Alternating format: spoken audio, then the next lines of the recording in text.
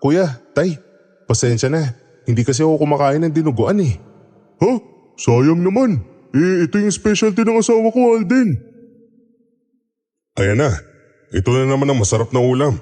Tuwing may dinuguan, parang bumabalik ang kabataan ko. Hayaan mo sila, Alden. Hindi mo lang alam. Walang nakakaalam. Kundi ako.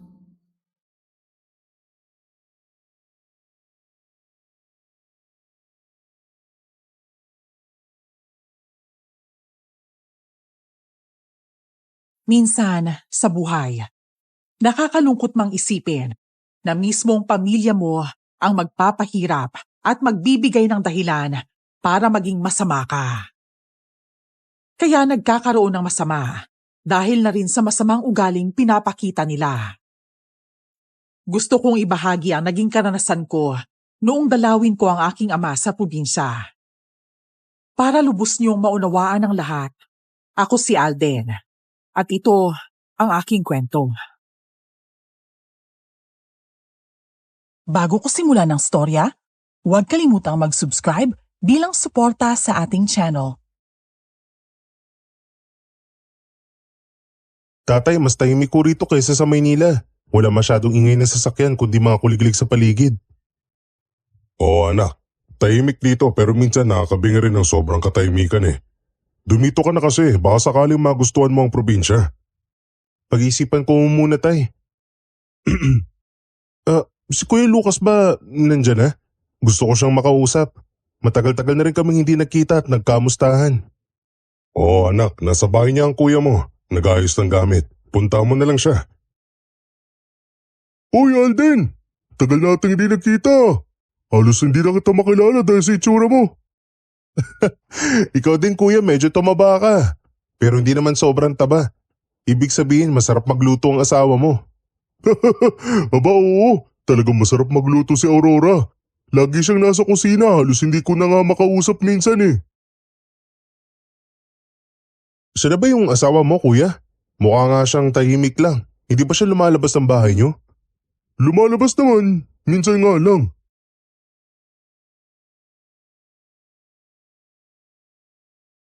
Sa unang araw ko pa lang sa bayan na yon, ramdam ko na agad ang kakaibang aura dito. Ang probinsya, oo, payapa at sariwa ang hangin. Pero may kung anong bigat na meron sa paligid ng bahay ni na Kuya Lucas.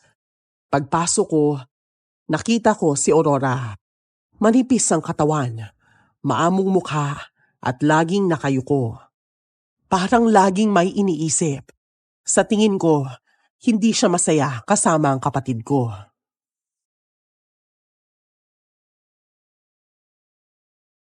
Hi Aurora, ako nga pala si Alden. Ang bango naman ng amoy ng niluluto mo. Ikaw pala, Alden. Kumusta biyahe mo? Pasensya na ha. Wala akong ganong handa para sa pagdating mo. Wala yun no. Sa totoo lang masaya ako na makilala ka. Lagi kang kinukwento ni tatay at ni kuya sa akin eh. Ganun ba? Si Lucas kasi, palagi ka rin niyang binabanggit sa akin. Proud siya na may kapatid siyang tulad mo. Ako, curious lang sa'yo ha. Tahimik ka kasi. Hindi ka ba nakikisalamuha sa ibang tao? Paminsan-minsan lang. Mas gusto ko kasi dito lang sa kusina, magluto. Dito ako komportable eh. Pero bakit malungkot ka? Okay ka lang ba talaga, Aurora? Wala to. Baka napagod lang ako. Sige, tikman mo na lang mamaya ang luto ko.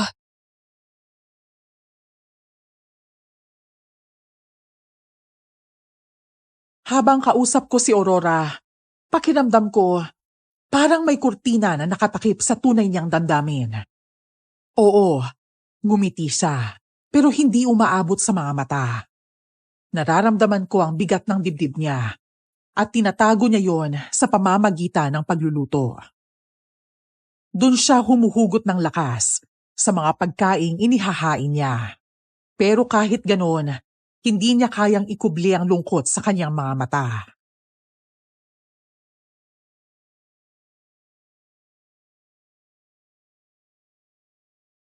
Han, mukhang amoy pa lang ulam na. Gutom na ako. Ay nako, Lucas. Hintayin mo muna akong matapos magluto. Malapit naman na to eh. Wow naman, ang sweet yung dalawa. Pero kuya, sa tingin ko mas mahal niya ang pagluluto kaysa sayo. Ganyan talaga kapag sanay sa kusina. Hindi ako nagre-reklamo lalo na pag natikman ko na yung masarap niyang luto. Seryoso Aurora, ang bango ng amoy eh. May nilalagay ka bang pampalasa dito? Ha? Wala naman. Simpleng sangkap lang naman ang nilalagay ko, no? Huwag ka magpapaniwala kay Alden, Han. Mahilig lang yung mga asar. Hindi ako nagbibiro kuya. Gusto ko nga yung amoy eh. Gusto ko nang malaman yung sangkap. Susubukan ko magluto. Basta, mamaya na lang, malalaman mo rin.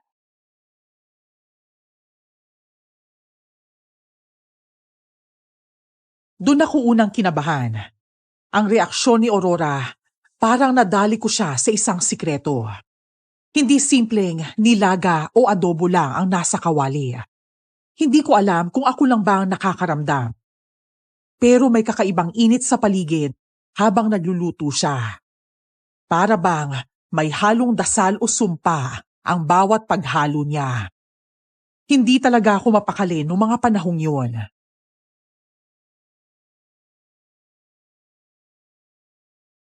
Aba, Aurora, iba talaga kapag ikaw nagluluto parating espesyal. Yun nga rin yung sabi ko tay, parang may sekreto siyang sangkap. Talagang kakaiba. Nako, puro kayo biro. Wala namang espesyal sa luto ko eh. May halong pagmamahal kasi yan eh. Alam mo ba, minsan, nag-aagawan ng mga kapitbahay para lang sa niluluto ni Aurora? Boss, parang hindi na ako magtataka. Pwede na siyang magtayo ng karinderya eh. Sigurado akong dudumugin siya ng mga tao. Hindi. Mas gusto ko lang na ipagluto ang asawa ko at syempre kayo. Dito lang sa loob ng bahay. May punto rin si Aurora, anak. Hindi lahat ng ginto kailangang ipakita sa iba. Oo nga, pero minsan kapag masyado mong tinatago, lalo kang mahihirapan. Hindi mo lang alam. Walang nakakaalam. Kundi ako. Sa bawat titig ko kay Aurora, mas lalo akong nakubinsi na may tinatago siya. Tahimik siyang babae, oo. Pero may kakaibang enerhiya sa paligid kapag kasama siya. Lalo na tuwing nasa kusina siya. Para bang lahat ng lungkot niya, lahat ng kwento niya, lahat ng sikreto na isasalin sa bawat putahing niluluto niya.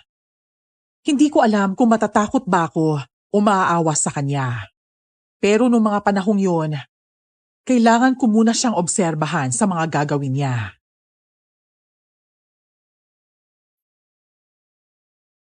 Kuya, lagi bang ganyan dito? Nagkukumpulan yung mga tao at nagchichismisan? Oo, normal na yan dito sa probinsya, Alden. Wala kasi sila ibang libangan eh. Pero pansin ko, parang si Aurora na naman yung paksa ng mga chismosang yan. Oo nga, kanina pa nila binabanggit ang luto niya. Kasi nga, sikat talagang dinuguan ng asawa ko. Kapag piyesta nga, nauubos agad eh. Dinuguan? Yung palang specialty niyang lutuin? Oo, pero hindi ko rin alam bakit ganun ang lasa, parang may kakaiba. Kakaiba, parang may halong mahika.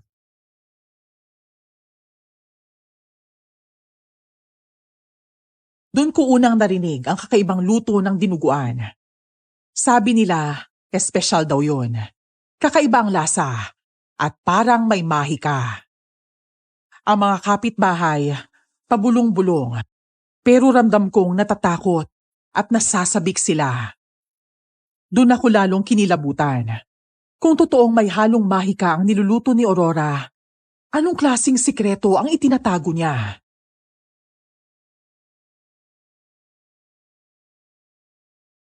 Grabe Han, ang bango talaga ng dinuguan mo. Hindi na ako makapaghintay na kainin yan. Sige, tikman nyo na. Mainit pa yan. Kaya dahan-dahan lang ah.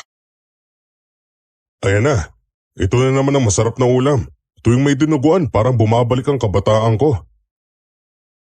Kuya, tay, pasensya na. Hindi kasi ako kumakain ng dinuguan eh. Huh? Sayang naman. Ito yung specialty ng asawa ko, Alden. Bawal kasi sa relihiyon namin yung pagkain na may dugo. Kaya kahit gustuin ko, hindi talaga pwede. Naiintindihan ko. Hindi ka naman namin pipilitin eh. Bahala ka bro, pero wag mo kong sisisihin mamaya. Maiinggit ka dahil sa sobrang sarap nitong luto ng asawa ko.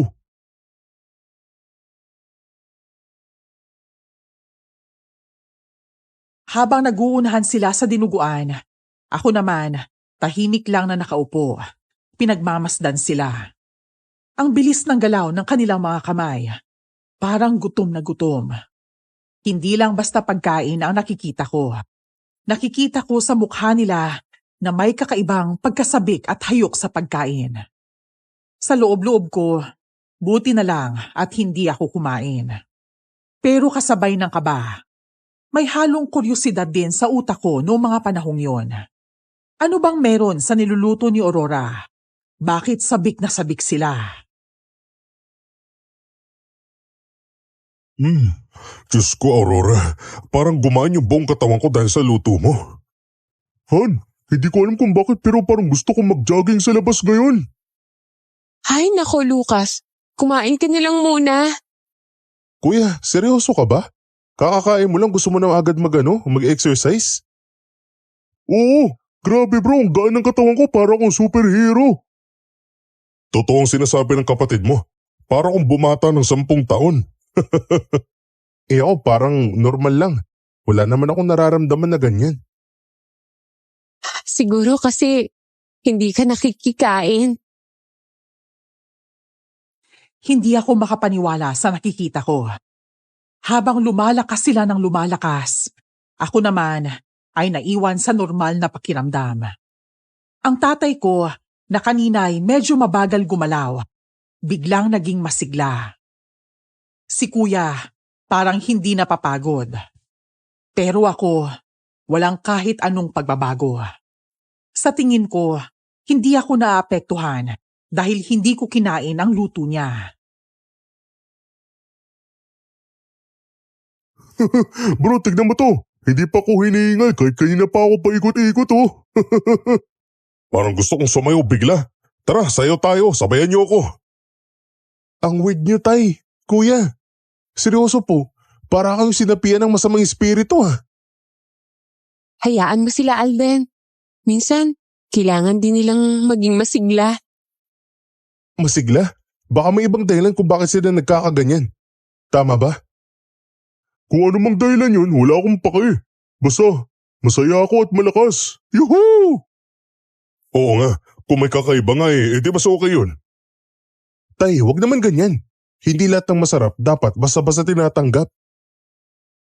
Baka sobra lang talaga silang nasarapan sa luto ko. Kaya ganyan sila kung umasta. Mas lalong lumakas ang hinala ko kay Aurora. Ang tawa nila, sobrang lakas. Alam kong hindi natural. At si Aurora, tahimik lang siyang nagmamasid. Para bang alam niya ang nangyayari. Nakangiti, pero halata kong pinipigil ang sarili na magsalita. Parang ako lang ang bagong salta sa bahay na yon. Ako rin ang hindi kumain ng handa niya, kaya hanggang ngayon, normal pa rin ako. Aurora, seryosong tanong to Ano ba nilalagay mo sa dinuguan mo Hindi ba at sinabi ko na sa'yo? Mga simpleng sangkap lang ang nilalagay ko. Huwag ka na magtanong bro. Ang importante, masarap ang pagkain sa harapan natin. Hindi lang ito tungkol sa lasa. Kita mo nga yung kakaibang epekto sa inyo Anak, huwag ka masyado magduda. Hindi ka lang sanay sa ginagawa namin. O baka naman ako lang ang nakakaligtas sa epekto ng dinuguan na niluto ni Aurora. Kung ako sa'yo, huwag ka nang magtanong pa. Grabe ka bro. Masyado ka namang seryoso. Relax ka lang. Pwede ba ha? Hindi kasi ako mapalagay Alam ko hindi normal ang mga nangyayari. Habang nag-uusap kami, lalong lumalakas ang kaba ko. Hindi normal ang nakikita ko. Hindi ito epekto ng gutom. At si Aurora, Imbis na sumagot ng direkta, laging umiiwas sa mga tanong ko. Sa bawat tingin niya, parang may alam siyang hindi niya pwedeng sabihin sa akin. Kuya, tay, napapansin niyo ba yung anino?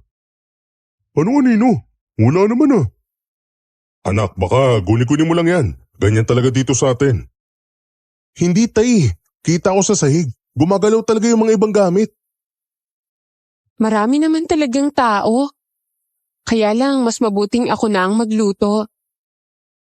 Sa tingin ko, isa siyang malaking halimaw. Baka pusa lang yan ang kapitbahay namin, bro. Hindi pusa yun. Alam ko, malaki kasi siya. Isa siyang mabangis na hayop. Alden, huwag mo na lang niyang pansinin. Minsan, kung ang mga pinapansin mo, yun ang mas lalong nagpapakita. Pero bakit dito? At bakit sa kusina mo lang?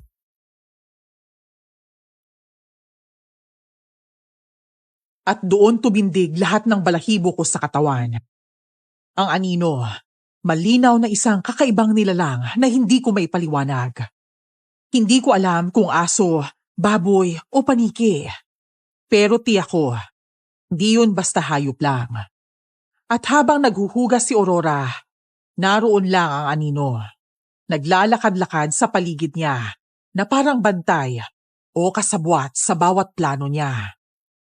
Sa gabing yun, lalo kong napatunayan na hindi simpleng tao si Aurora at ang dinuguan niya may misteryong nakatali sa bawat patak ng dugo.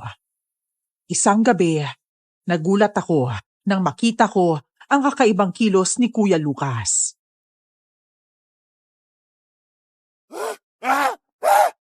Kuya, ano ginagawa mo? May nakita kong halimaw dun sa sulok. Ang laki, Alden. Huwag ka lalapit. Huwag kayong maingay! May mga batang tumatakbo sa labas! Huwag niyong pagagalitin! Naomi, wala namang tao sa labas. Tumigil ka nga sa kakasabi ng kung ano-ano. Kuya, wala ko nakikita, wala kang halimaw. Huwag kang bulag, Alden. Nandyan lang sila. Hindi mo ba sila nakikita, ha? Mas mabuti siguro kung magpahinga ka na muna, Lucas. Mas kakalma ka kapag ganun. O di kaya ay kumain ka ulit. Baka gutom lang yan. Aurora, tigilan mo na yan. Hindi solusyon ang pagkain na niluto mo sa nangyayari dito.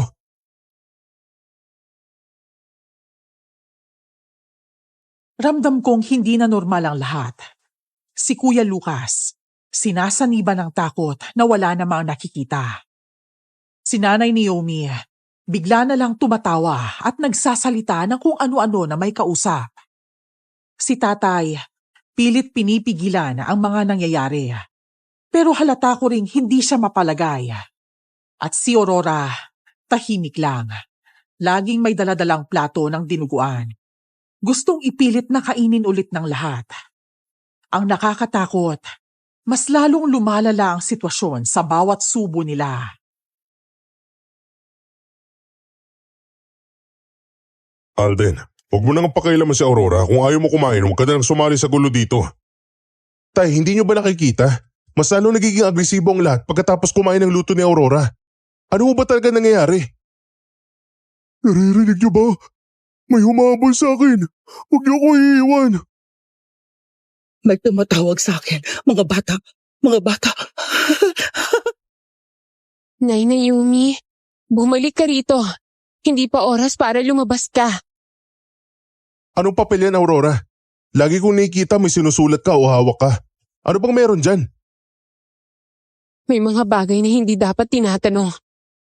Huwag kang umalis! Sagutin mo ko, Aurora! Huwag kang makialam, Alden. At doon, mas lalo kong naramdaman na may tinatago talaga si Aurora. Lahat sila unti-unting nagiging marahas.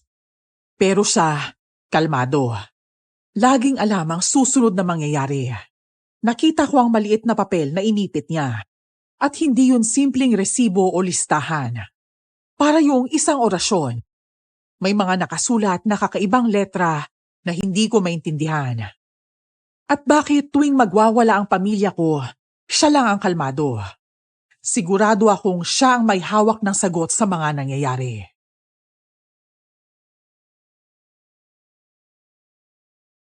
Alden, lumapit ka.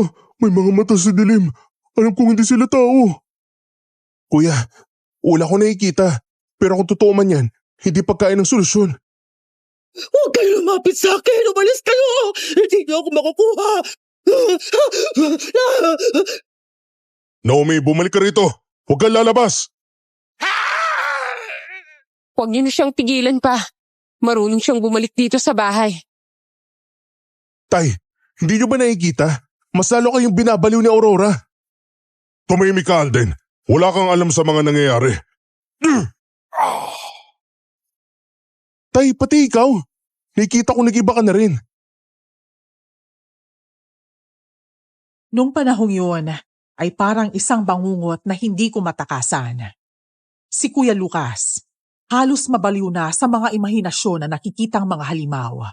Si Nanay Naomi, naglalakad sa kadiliman habang sumisigaw at nakikipag-usap sa hindi ko nakikita.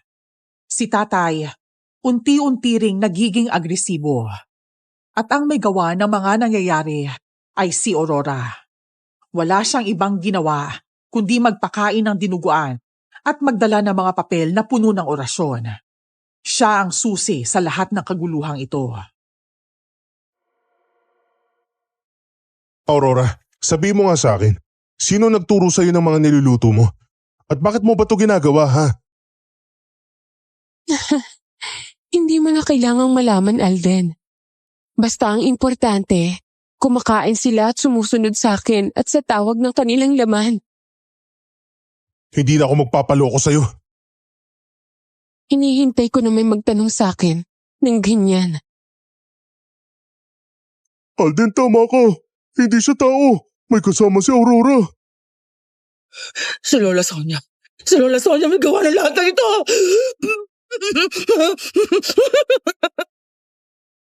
Si Lola Sonia, yung kapitbahay nating matanda. Ibig sabihin, siya ang nasa likod ng lahat ng to. Si Lola Sonia nagtuturo sa'yo kung paano gawing laso ng dinuguan mo, Aurora.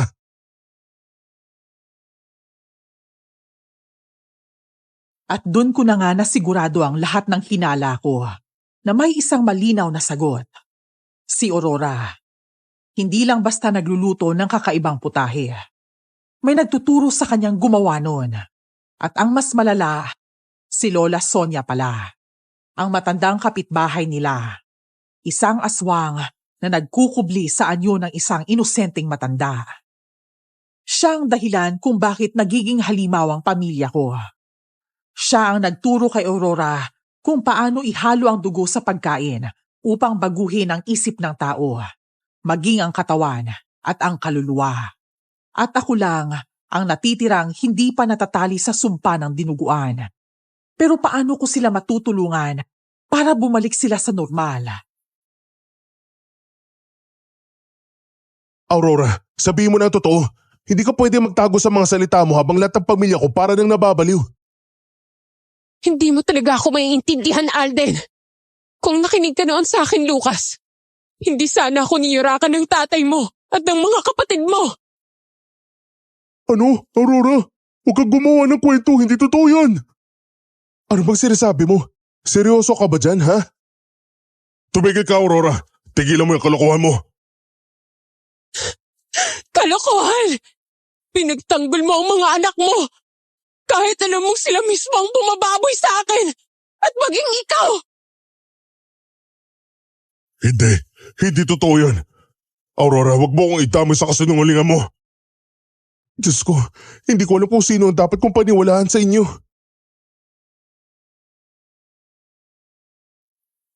Pinagsakluban ako ng langit at lupa sa narinig ko. Ang matagal na ingay at inggit sa loob ng bahay ay napalitan ng isang mas mabigat na katotohanan. Si Aurora, biktima rin pala siya. At kung totoo ang sinabi niya, ibig sabihin, may kasalanan ng pamilya ko. Isang kasalanang hindi na mabubura. Naramdaman kong nanlalamig ang mga kamay ko. At kasabay nito, Pumasok sa isip ko si nanay. Baka siya rin. Baka siya rin ang pinagsamantalahan ng mga lalaking akala ko'y dapat kong tawaging pamilya.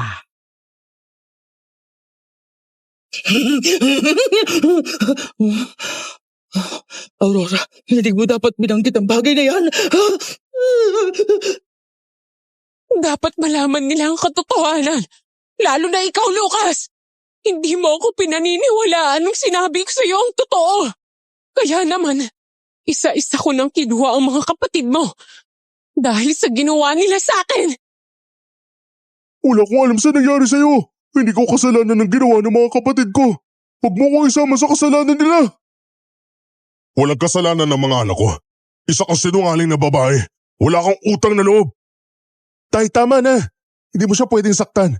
Kung gagawin mo yun, ibig sabihin, guilty ka sa ginawa mo. Ikaw lang ang may utak dito, Alden. Ikaw lang ang nakakita ng totoo. Kaya ikaw din ang pinaka-natatakot sa katotohanan. Kung totoo ang lahat ng yan, bakit ngayon mo lang sinasabi? Bakit ngayon lang, ha? Sinabi ko sa'yo, pero hindi ka nakinig sa akin, hindi ba? Kuya Lucas, ang tapang ng asawa mo. Pero hindi mo man lang siya naipagtanggol. At siguro, oras na rin para malaman ko ang lahat ng mga kasalanang ginawa mo. Hindi ko alam kung anong mas masakit. Ang marinig ang pang-aabuso na ginawa ng mga kamag-anak ko o ang posibilidad na matagal na itong alam ni tatay.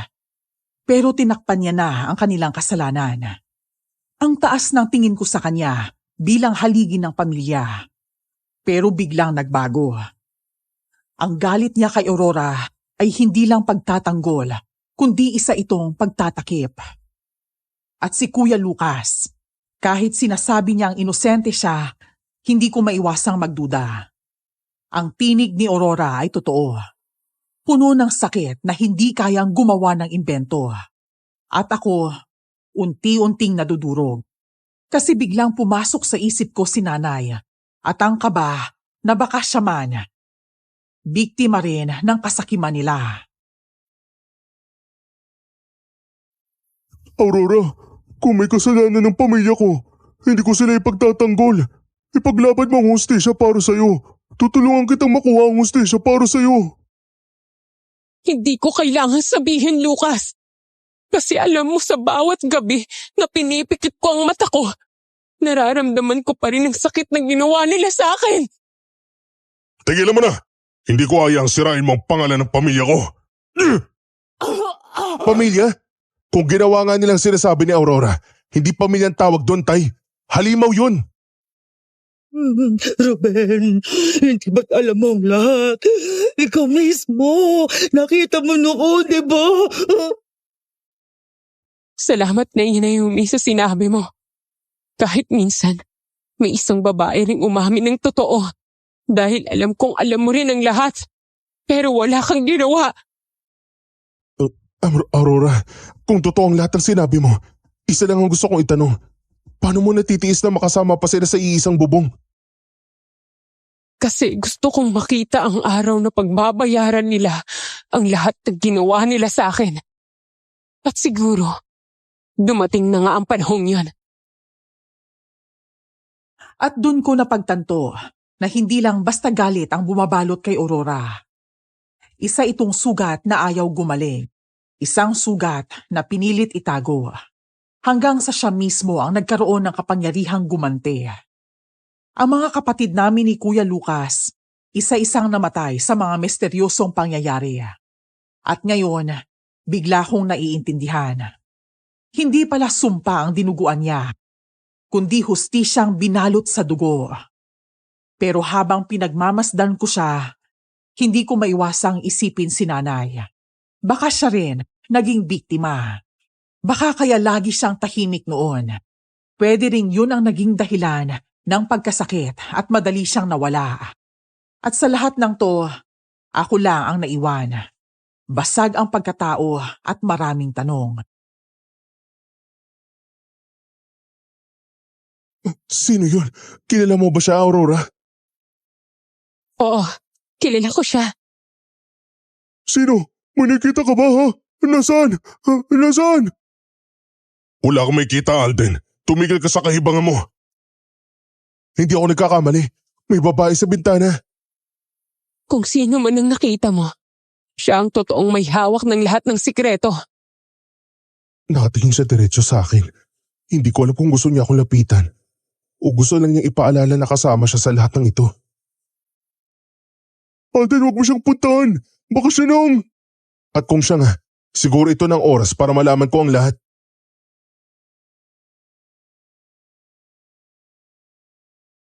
At sa huling pagkakataon ng gabing yun, nakita ko ang mata ng isang babae. Hindi ko alam kung tao o aswang ang nakatingin sa akin mula sa labas ng bintana. Parang gusto niya akong kausapin, pero nagdadalawang isip kung lalapit ba siya o hindi. At ako naman ay nakatayo lang, nag-aantay. Habang unti-unting nilalamon ng gabi ang bahay ng pamilya ko at ang mga sikreto nitong hindi na kayang itago. Makalipas ang ilang araw, nagkaroon ng katahimikan sa bahay.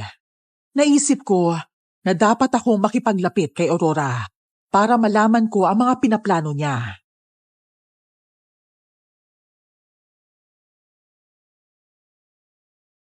Alam kong masarap ka magluto. Sana naman ibang putahe na yan at hindi mo lagyan ng pampabaliw. Tsaka sana huwag ka magpalamon sa galit mo. O hindi naman ako robot eh. May damdamin din ako nasasaktan. Tsaka, marunong din ako magpatawa at magluto ng ibang putahe, no? Talaga lang ha? Teka lang, ano ba yung niluluto mo ha? Sana naman hindi dinuguan. Hindi rin naman ako makakakain yan eh. At baka mabaliw na naman yung pamilya ko, masalong gugulo ang mundo. Alden, huwag mong kalimutan na kahit anong gulo ng mundo, minsan kailangan mo ring tumawa. Masarap din ang maging normal. Kahit gaano kasakit ang mga nangyari sa buhay mo, gumagaan kapag tumawa ka. Oo nga eh. Ngayon ko lang naisip na hindi kita dapat tignan bilang kalaban. Dahil alam ko may pinaglalaban ka lang. Tsaka gusto ko tang ituring na ate ko. Ate ah? Sige, kung yan ang gusto mong turing sa akin, papayag ako. Pero huwag kang iiyak-iyak kapag bigla kitang inuutusan ha? Walang problema Ate Aurora. Pero huwag mong kalimutan. Ako ang tipo ng kapatid na mahilig mang-asar kaya dapat hindi ka asar talo. Tamang-tama yan ah. Kasi ako yung ate na marunong sumampal ng tuwalya pag sobra na ang pang-aasar sa akin. Kaya humunta ka!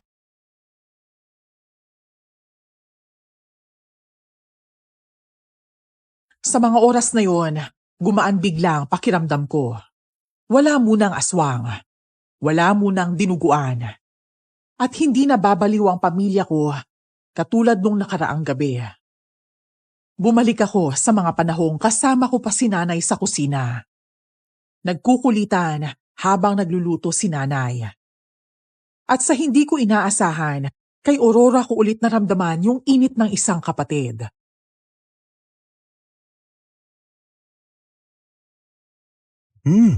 Alam mo, ang bango nito niluluto mo.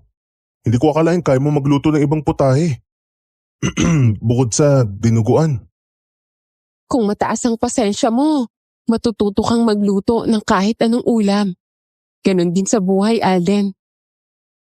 Ang bigat nung sinabi mo pero naiintindihan naman kita eh. Parang sinasabi mo sa akin na huwag kong hayaan lamunin ako ng galit. Tama ka dyan, Alden. Alam mo ba, hindi lahat ng sugat kailangan balikan araw-araw. Kasi minsan, hayaan din natin na maghilom ito kahit magkaroon ng peklat. Kung naririnig lang sana to ni nanay, siguro matutuwa siya. Siguro nga tama ka. At baka sabihin niya sa'yo na, Alden, wag mong kalimutang magmahal ha. Kahit ang mundo ay purong lungkot at sakit. Ang dami mo palang pangaral, Ate Aurora. Ganyan ka ba kabait? Gusto ko magkaroon ng ating kagaya niyo. Oo, kaya huwag ka magreklamo.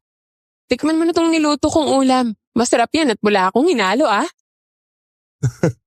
Alam ko namang wala kang hinalo kasi binabantayan kita. Loko ka.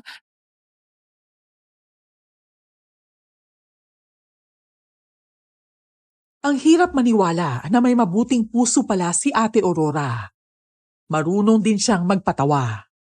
At sa mga simpleng biruan at linya niya, mas lalong gumaan ang pakiramdam ko. Ang dami kong tanong na hindi masagot ni tatay, ni kuya o ng iba pang kamag-anak ko. Pero sa kanya, kahit isang ngiti lang, alam kong masasagot niya ang mga tanong ko.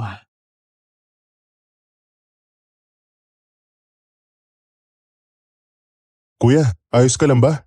Bakit ang dilim ng itsura mo? Alden, parang may naglalaban sa loob ko. Ang init, ang sakit. Para ba akong sinusunog ng buhay?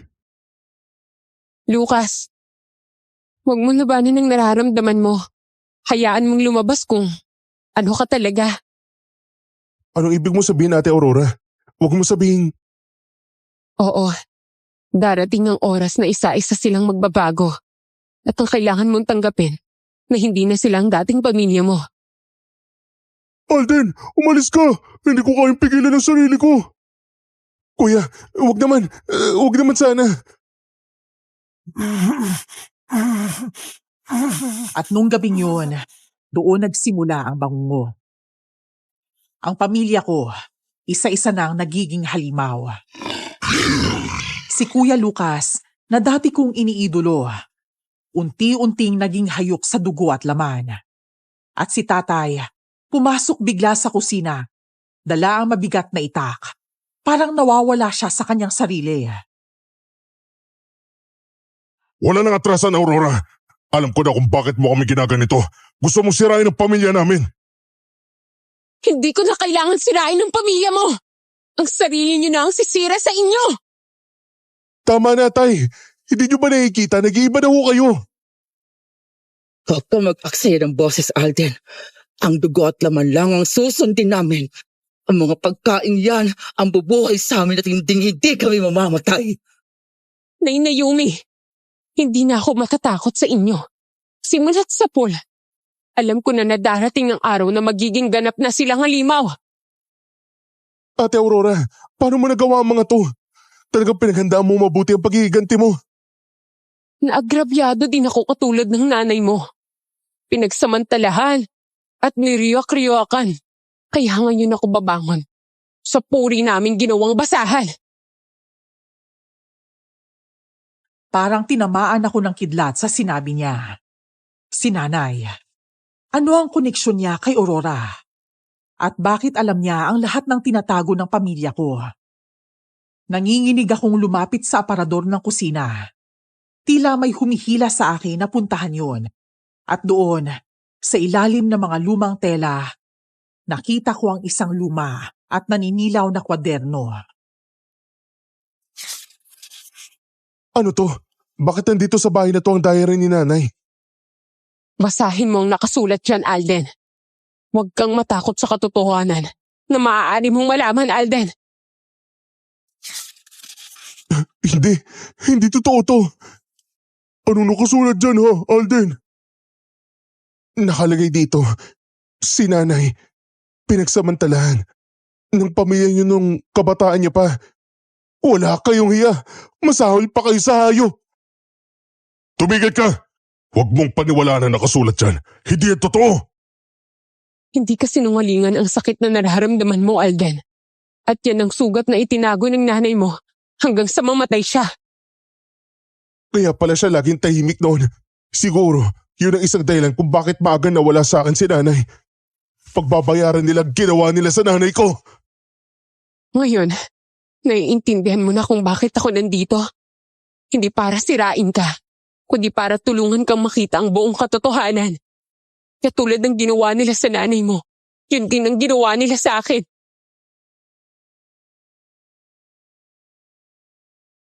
Sa harap ng nagbabagong anyo ng pamilya ko at ng mga lihim na sumira kay nanay, tuluyan nang nag-iba ang mundo ko. Ang halakhak na kanina lang ay nagbibigay ng aliw na palitan ng luha at puot. Pero sa gitna ng lahat, may isang bagay akong tiyak. Hindi na ako magpapadala sa bait-baita nila. Ako si Alden, anak ng isang inaping ina.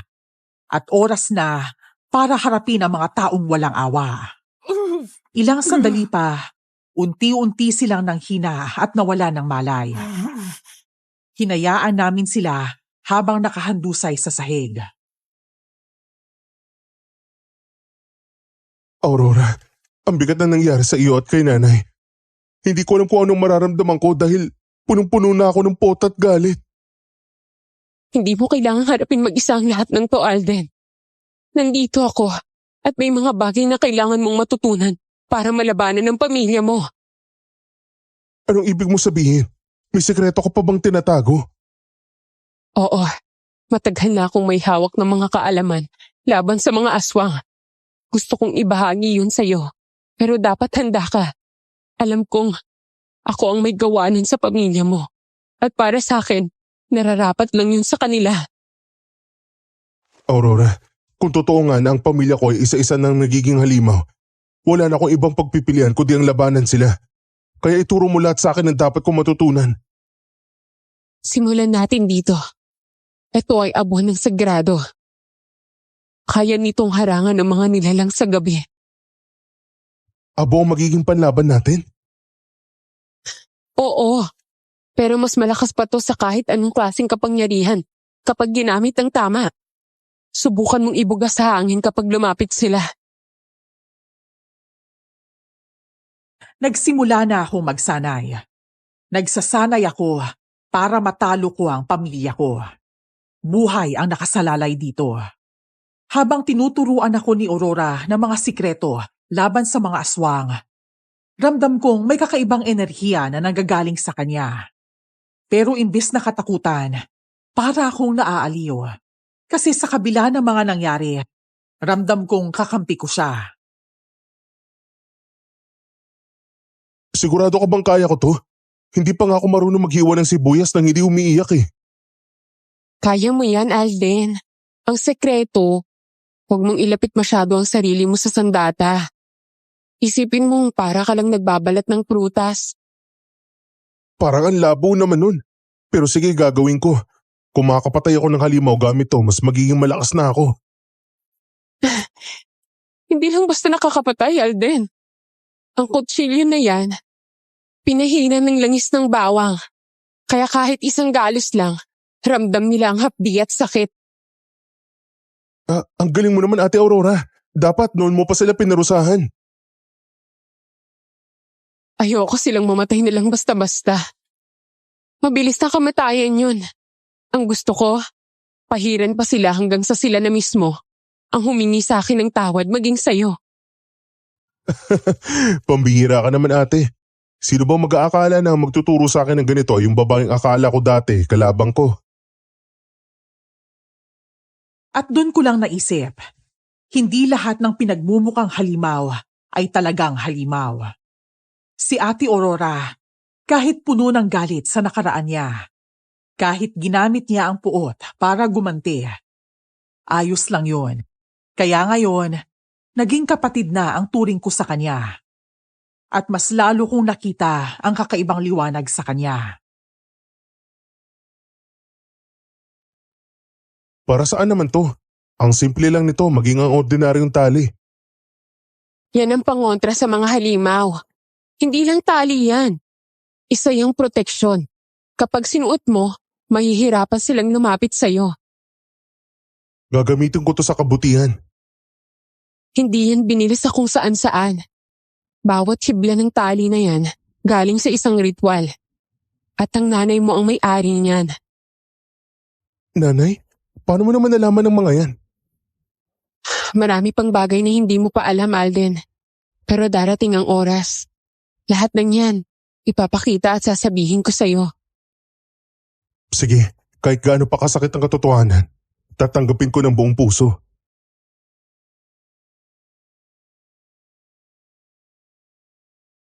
Hindi ko maipaliwanag, pero bawat salita ni Aurora, parang tinatahi ang nabasag kong puso. Hindi siya ang kalaban. Hindi siya halimaw. Isa siyang babae na ginawang armas ang sarili niyang sugat. Pero ngayon, ginagamit niya yon para makapaghigante.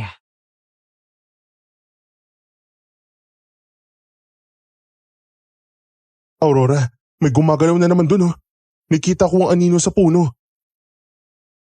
Huwag kang matakot, Alden. Subukan natin kung natututunan mo na.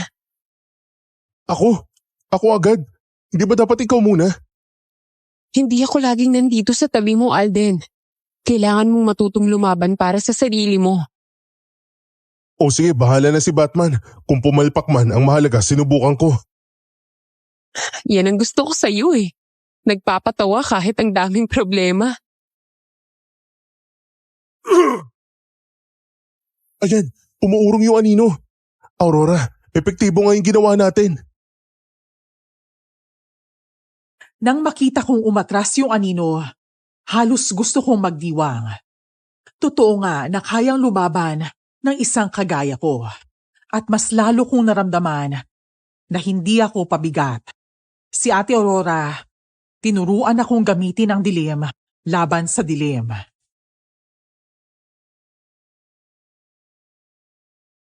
Ate Aurora, salamat ha. Kung hindi dahil sa'yo, baka nahirapan na ako sa laban. Alden, huwag mong isipin na utang na loob mo to sa akin. Ang laban na to, laban mo rin. Oo, naiintindihan ko. Hindi lang to laban para mabuhay. Laban din ito para sa nanay ko na ginawa nila ng kasalanan. At laban din para sa mga katulad natin na pinilit sirain ng mga halimaw. Kung ganun, hindi na ako mag-iisa pa ate. May kakampi na ako. Isang ate na masarap magluto ng kakaibang dinuguan. At isang kapatid na marunong magtapon ng abo na parang konfeti sa mga halimaw.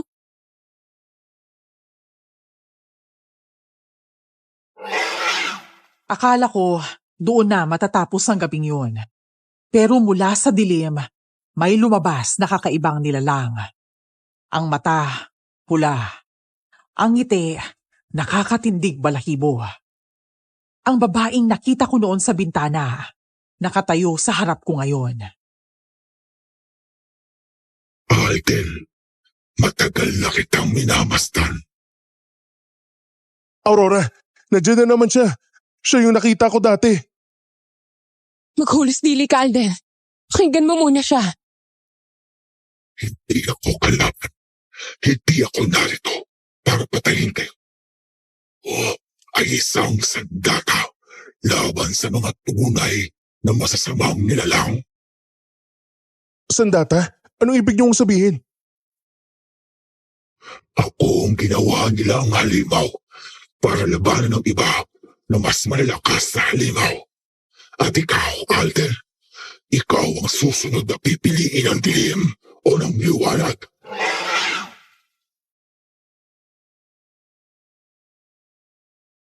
At doon natapos ang gabi. Hindi pa man ako handa. Unti-unti nang nilalantad sa harap ko ang mga sikreto ng nakaraan, ng sugat, at ng kadilimang naranasan nila. Si Ate Aurora, naging tagapagsanay ko. Ang babaeng aswang, nagpakita at sinabing hindi siya kaaway.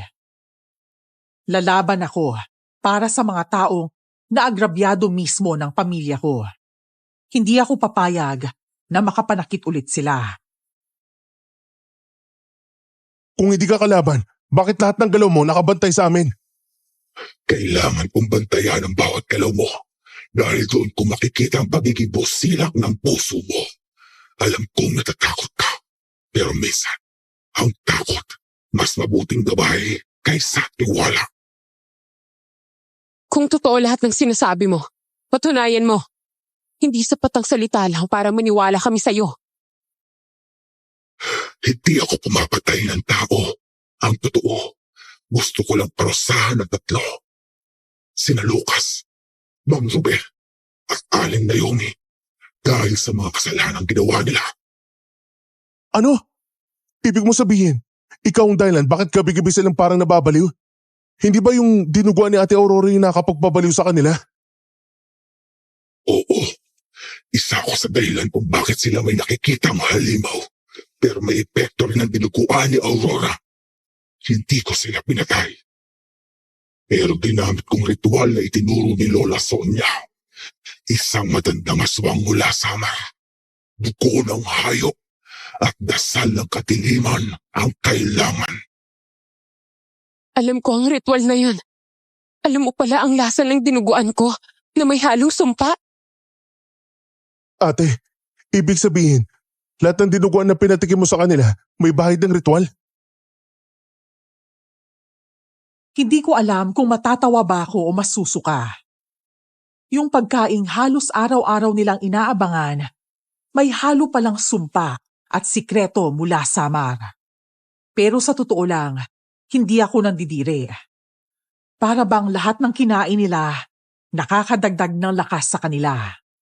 At si Ate Aurora, hindi lang simpleng tao, dahil isa siyang apoy na niluluto lahat ng galit at paghihiganti niya sa pamilya ko.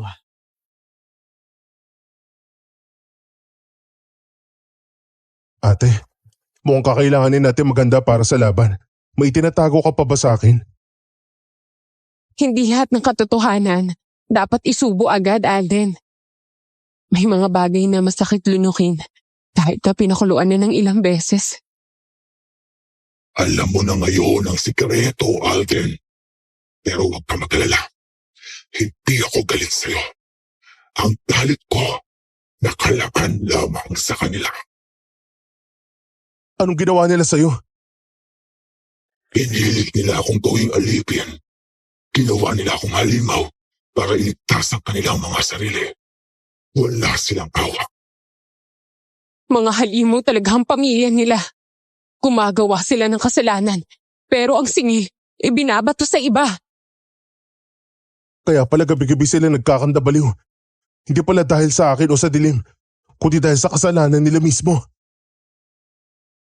Hindi na sila magtatagal pa. Ang sumpa ay babalik sa ugat kung saan sila nagkamali. At ikaw, Alden, ikaw ang saksing magtatapos sa lahat.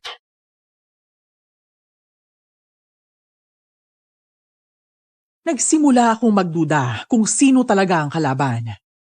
Kailangan kong maging mapagmatsyag at baka kakampi ko na pala ang kalaban. At yung mga akala kong mababait, baka sila pala ang nagluluto ng kasalanan sa kalan. Hindi ko alam kung tama ba ang kutob ko sa babaeng aswang.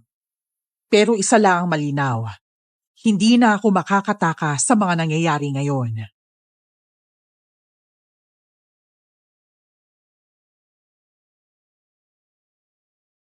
Pasensya ka na, aswang. Pero sa ngayon, hindi pa kita lubos sa pagkakatiwalaan. Mahirap na, baka mamaya sakmalin mo kami. Alden, sang-ayon ako sa'yo.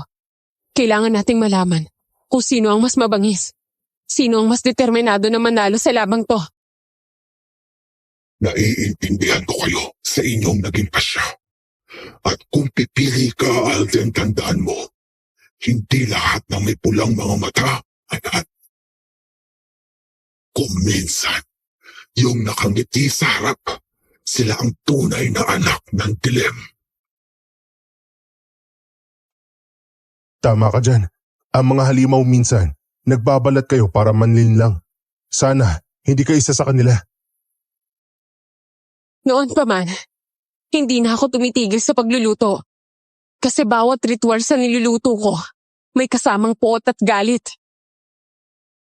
May litrato ako. Litrato ng iyong ina, Alden. Gusto ko na makita mo yon. Litrato ng nanay ko? Bakit nasa'yo? Kilala mo ba ang nanay ko, ha? Ano? Litrato ni Aling Marites? Ipakita mo sa amin. Dito na nagsimula ang pagkabog ng dibdib ko. Hindi ko alam kung anong makikita ko. Pero ramdam ko, may susunugin na namang lihim ang gabing yon. At kahit gusto kong itanggi, kinakabahan pa rin ako sa maaari kong malaman.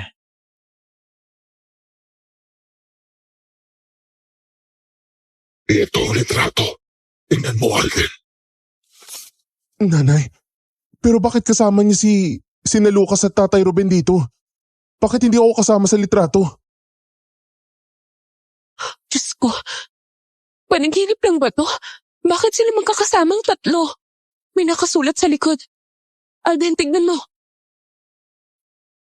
Buntis kay Ruben, pero pag-aari ng iba. Anong ibig sabihin ni nanay dito? Kaya naging baliw ang iyong ama, Alden. Dahil hindi niya matanggap na hindi siya kayang mahalin ng iyong ina. At dahil din, may kasalanan silang pilit tinatago. Mga hayop talaga sila. Pinaglaruan nila pati ang nanay mo. Kaya pala lagi akong naiiba sa kanila. Mga halimaw pala sila. Nabubuhay sila sa mga kasalanan kanilang ginawa. Pero hindi dyan natatapos ang lahat. May isa pang lihim tungkol kay Lolo Anton. Sa pangalan pa lang, biglang sumikip ang dibdib ko. Si Lolo Anton. Akala ko siya ang pinakamalupit na kalaban. Pero ayon sa babaeng aswang, siya pala ang nagligtas kay nanay noon para akong pinaglalaruan ng tadhana. Hindi ko alam kung saan ako tatayo. Pero isang bagay ang malinaw para sa akin. Ang tunay na kalaban ay hindi halimaw, kundi ang pamilya ko mismo. Lolo Anton?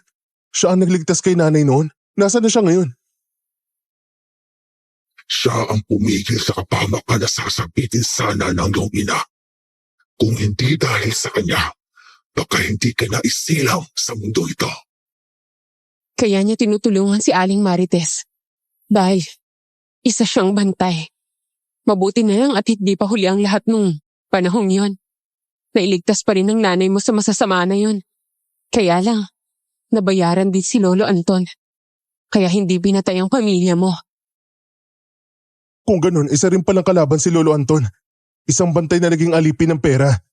Lahat sila ay magbabayad sa kanilang ginawa. Alden, huwag kang malilito sa mga bagay sa paligid mo. Ang sagot ay simple lamang.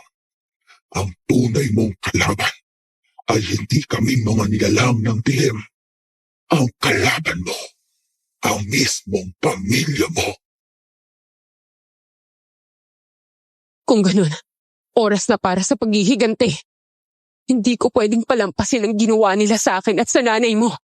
Siguro nga, hindi lang kami ang kanilang naging biktima, kundi marami pa. Binahiran nila ang kanilang kamay ng kasalanan. At hindi yun malilinis kailanman. Kaya kailangan ko na silang tapusin. At sa gabing ito, magtatapos ang kwento nila. Hindi ikaw ang kanilang kahihiyan, Alden. Ang magiging sandata para matapos na ang kanilang kasakiman. At doon, nagsimulang magbago ang lahat. Hindi ko na tinitingnan ang dilim bilang kaaway.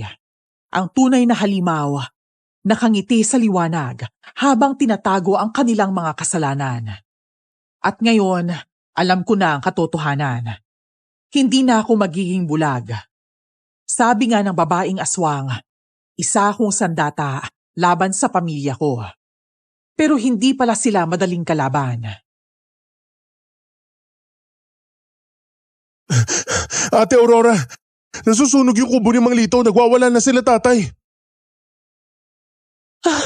Sila Lucas at Tay Ruben nga yan. Pati si Nay Naomi. Tuluyan na nga silang nilaman ng kadiliman. Hindi na ito simpleng laban lang sa pagitan namin. Maging ang baryo ay dinadamay na nila. Kaya dapat tayong mapagmatsyag sa kanilang kilos bago tayo umatake. Lalaban tayo hanggang sa huling hininga natin. Hindi ko inakala magiging ganito pala magiging laban natin sa kanila. Ginawa pa talaga nilang pananggalang ang taga-baryo. Handa ka na ba talagang kalabanin ng pamilya mo? Handang-handa na ako. Tapusin na natin to. Hindi sila pwede maghari-harian dito. Alden, tandaan mo. Huwag kang magpapadala sa pagpapaawa nila. Huwag kang magdadalawang isip na saktan sila.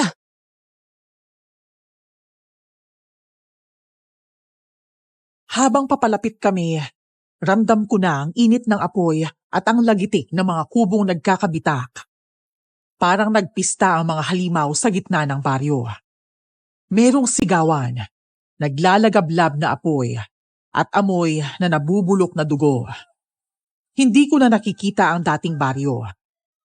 Ang nakikita ko na lang, isang labanan na kailangan naming wakasan. Alden, dumating ka rin sa wakas. Ngayon may kita mo walang kwenta ang isang katulad mo. Kuya Lucas, hindi mo na ako mauto pa. Hindi ko kasalanan ng ginawa niyong kahayupan. Anak ka man ni Marites, hindi ka makakaligtas sa akin. Sa dugo mo palang may sumpa na. Tay Ruben! Sa lahat ng kasamaang ginawa mo, babalik to sa'yo! Wala na kayong laban. Hawak namin ang kadiliman. Ate, ikaw nang bahala kay Aling Naomi. Ako na kay Kuya Lucas at Tatay Ruben. Sige, pero huwag ka magpapaloko sa kanila. Laging may kasinungalingan sa ngiti ng halimaw. Buhay ang sinira niyo. Buhay din ang magiging kapalit. Ha! Bawat galaw ko, hindi ko sila natatamaan.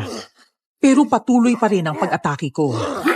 Si Aurora, umiikot sa harap ng apoy. Habang ako naman, nakikipagpalitan ng suntok kay Kuya Lucas. Ang bawat bawang na dumidikit sa balat niya, naging apoy na sumusunog sa kanya. At si Tatay, umaatungal na parang hayop na nasa loob ng kulungan. Samantalang si Nanay, gumagapang sa mga bubong na parang paniki. Nakasalalay sa amin ang buhay ng bawat isa sa baryo. Lagya ka, Alden. Sinunog mo ang balat ko. Umanta ka at papatayin kita. Ang lakas ko ay galing kay Nanay at sa lahat ng inagrabyado niyo. Para sa kanilang labag to. Wala kang karapatang labanan kami. Kung hindi dahil sa dugo ko, hindi ka mabubuo. Wala kang karapatan na gawing impyerno ang baryo at ang buhay ng mga inosenteng tao! Walang hiya kayo! Hindi niyo pa alam kung gaano kami kalakas! Ate Aurora, ikaw ang atakihin niya, umanda ka. Sige Alden, huwag mong palampasin ang pagkakataon na mapabagsak sila!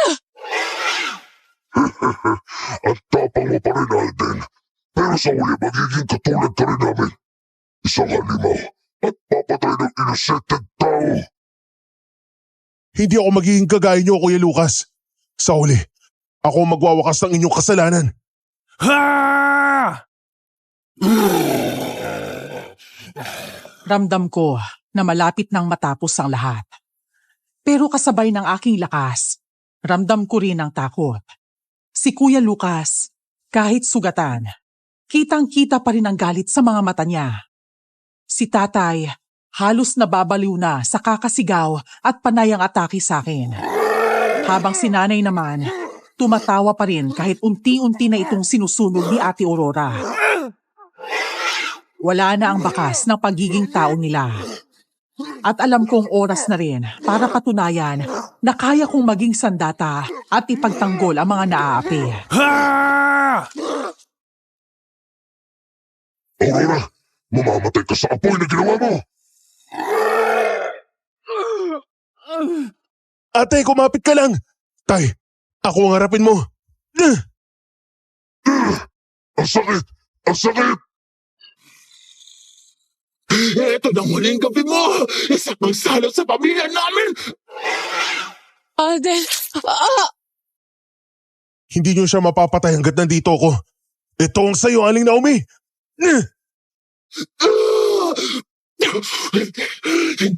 Imposible.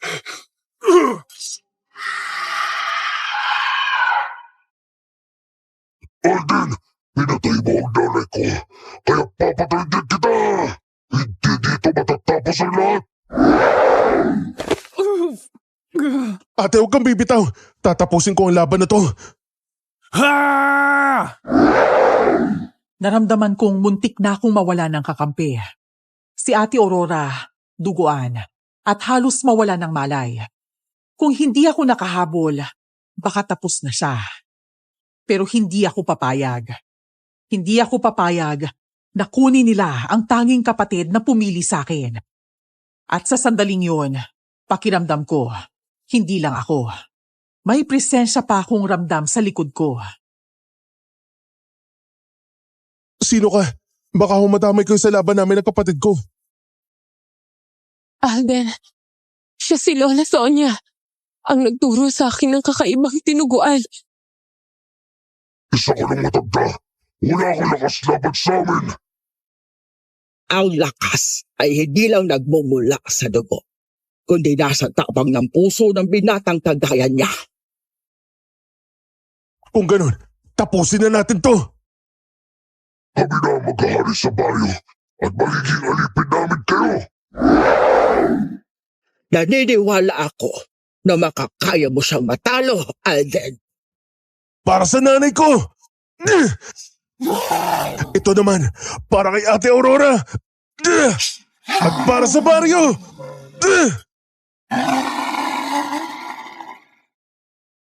Sa gabing yun, naging matindi ang bawat laban. Ang baston ni Lola Sonia ay may kapangyarihan. Ginamit ko naman ang itak bilang panlaban. At nang bumagsak si Kuya Lucas sa lupa, abo na lang ang natira sa kanya. Kasama ko si Ate Aurora. Halos mawala ng malay, pero buhay pa. Napagtanto kong ako ang sandata. Pero sila ang nagpatibay sa akin.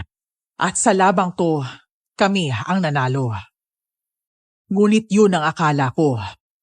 Dahil biglang lumitaw si Lolo Anton, kasama si tatay na akala ko'y tumakas. Akala nyo ba tapos na ang laban? Hindi ganun kadali ang lahat.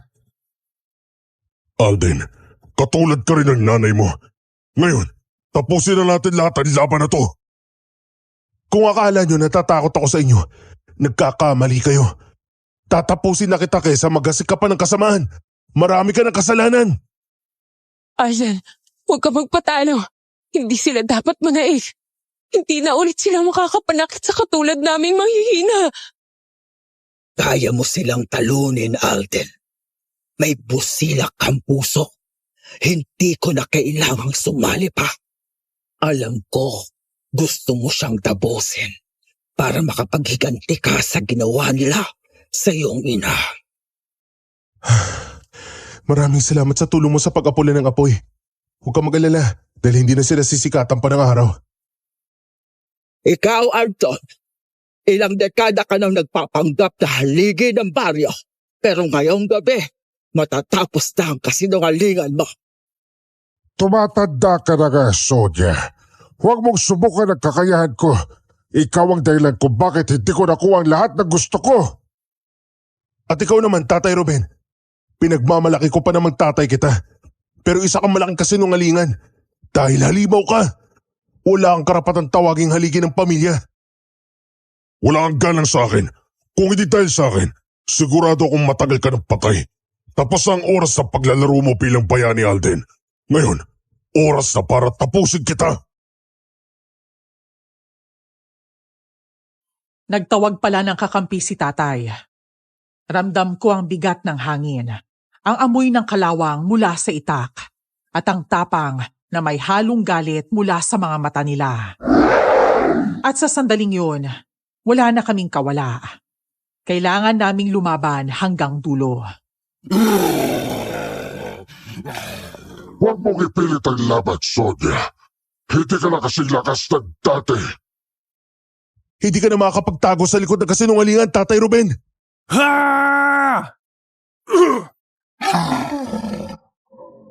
Ang lakas mo, Alden. Pero kulang pa yan para matalo mo ko. Hindi mo alam kung gaano ko kalakas. Alden, tandaan mo! Hindi dugo ang sukatan sa pagiging isang pamilya! Ikaw mismo magpapatunay niyan! Kung ganun, itong sukatan ko at yun ang tapusin ng kasama nyo. Walang utang na loob. Pinili mong kalabanin ang sarili mong ama.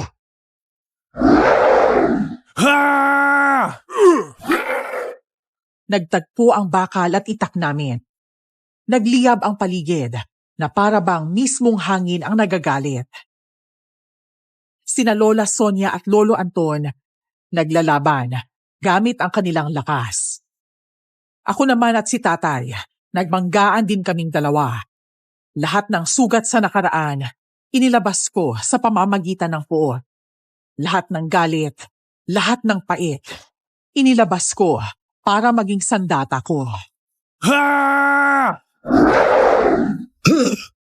Ang lupa mismo siyang huhusga sa'yo, Antol. Hindi mo na malilinlang ang mga tao dito. Hindi ka na makakawala pa, Antol. Ang lupa ang saksi sa lahat ng kasalanan mo. Hindi! Ako ang tunay na malakas sa balyong to! Hindi po ako matatalo! Katapusan mo na! Hindi! Hindi mo ako matatalo! Mas malakas ako sa'yo! Malungkot man. Paalam na, mahal kong asawa. Sana'y nagbago ka. Hindi sana tayo hahantong sa ganito. Ito ay para sa lahat ng sinira mong buhay. Hindi! Hindi ako matatalo ng isang kagaya mo! Anak lang kita!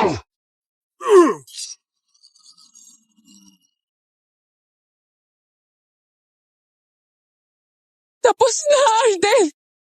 Naipagiganti mo na ang nanay mo at maging ako. Salamat! Para sa nanay ko, Tatay Ruben, para sa lahat ng nilapastangan nyo. Ito ang hustisya ng lupa at ng dugo ng mga inosenteng sidira ninyo.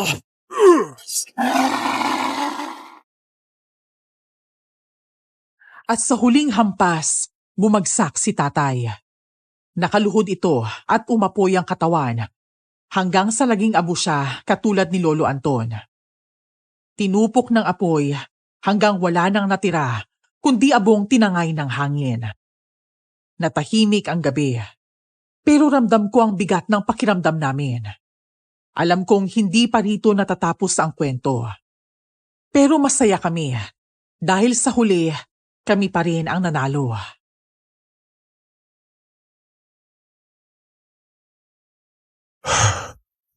Ate, sabihin mo, ano bang hindi ko pa alam? Alden, ako ang nakakita. Ako ang nakasaksi kung paano nila pinagsamantalahan ng nanay mo. Bata pa ako noon. Wala akong nagawa kundi ang umiyak. Ate, kaya mo ba natutunan ang paggawa ng ritual? Kaya ka nagluluto ng dinuguan dahil maging ikaw ay nilapastangan nila? Oo, tama ka, Alden. Hindi lang para sa sarili ko. Para din kay Aling Marites. At para din sa lahat ng mga nilapastangan nila.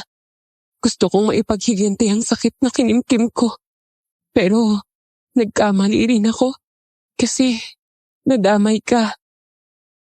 Hindi mo kasalanan ang lahat ng nangyari, Iha. Ang may kasalanan ay ang mga taong gumawa nito sa iyo.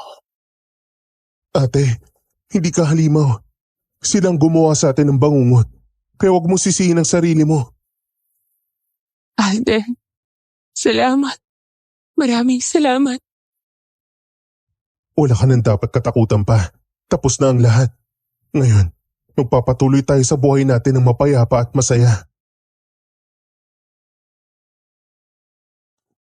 At doon ko naisip na hindi kapangyarihan ang tunay na pamatay sa halimaw, kundi ang tapang na tanggapin ang katotohanan kahit gaano kasakit. Niyakap ko ng mahigpit si Ate Aurora. Parang ayaw ko na siyang bitawan. At sa unang pagkakataon, ramdam ko na hindi ako mag-isa sa mundo. Magkakampi na kaming dalawa. Ang bangungot ay tapos na. Makalipas ang ilang araw, ngayon nga ay nakaupo sa harap ng maliit na kubo si Ate Aurora habang may hawak na mangkok ng lugaw.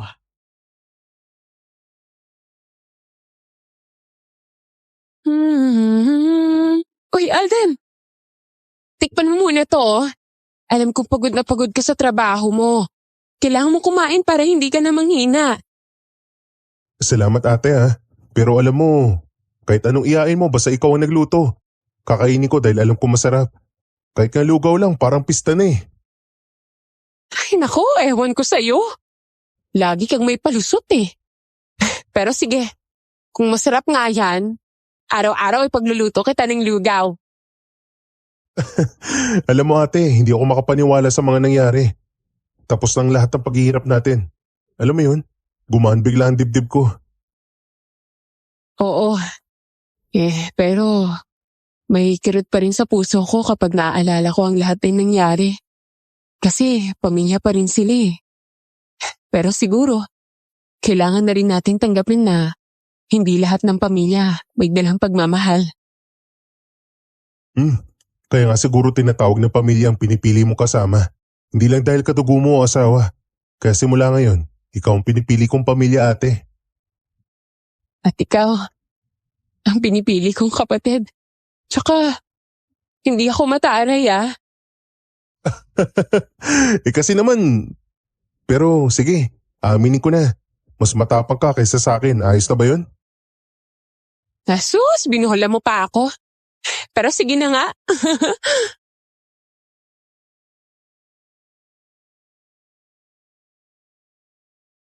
Lumipas sa mga araw. Unti-unti naming naramdaman ang kapayapaan na matagal naming hinanap. Parang ang bawat hangin na dumadampi sa mukha namin ay nagpapaalala na buhay pa kami at may pagkakataon pang bumangon. Hindi na ako nakatali sa galit. Unti-unti kong natutunan ang magpatawad. Hindi para sa kanila, kundi para sa sarili ko. Ilang sandali pa, lumapit si Lola Sonia habang may dalang basket ng mga halamang gamot.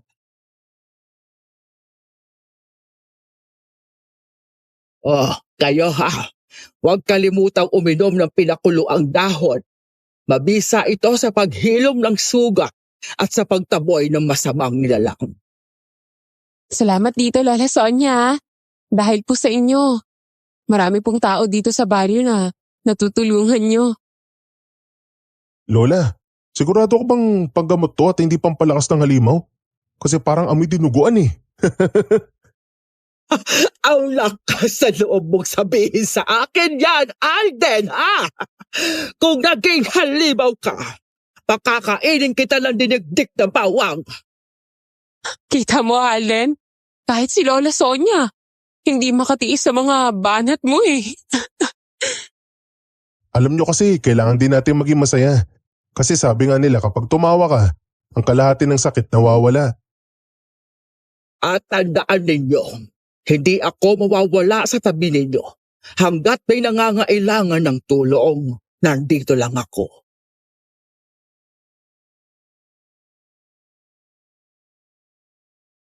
Si Lola Sonia ang naging gabay namin.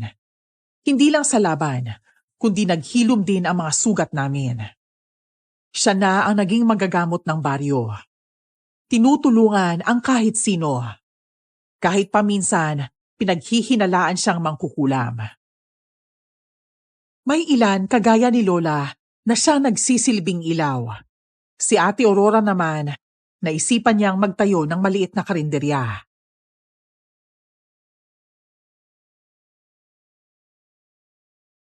Alden, ayan oh, bukas na tayo. Karinderya, Nina Aurora at Alden. Ang unang putahe? Dinuguan syempre. Aba ate, sigurado ka ba dyan? Baka yung ibang tao matakot pa sa dinuguan natin. Baka isipin may halong sumpa ha. Pero masaya ako para sa'yo. Kahit di ko matikman yung dinuguan mo, matitikman ko naman yung iba mong putahe. Wala niyang halo no? Kasi sa dinuguan na to, hindi sumpa ang sangkap, kundi pagmamahal. Kung ganun ate, pwede bang ako na lang yung unang customer mo? Baka sakaling sa sobrang sarap makalimutan ko maging pangalan ko. O siya sige, pero wag mong ubusin ha. Baka wala nang matira sa mga tao. Alam mo ate, sa karinderyang to, hindi lang pagkain ang hinahain. Kasama dito ang kwento ng pagtitiis, pagbangon, at pag-ibig ng magkapatid.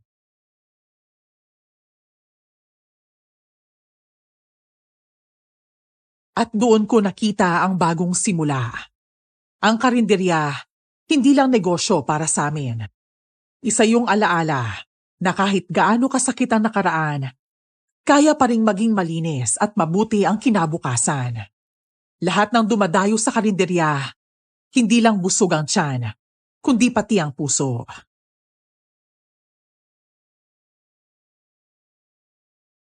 Ate, tignan mo. Ang ganda.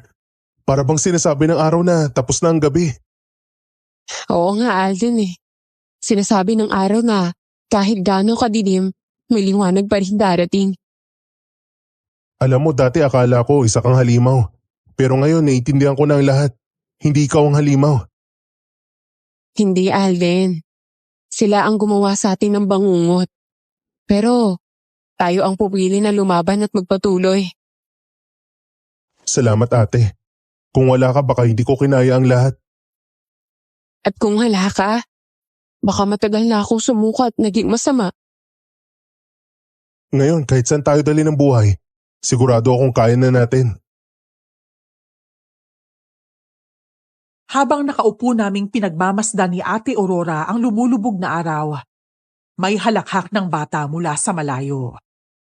Tunog ng bagong pag-asa, bagong simula, at doon ko napagtanto na ang tunay na halimaw ay hindi laging galing sa dilim.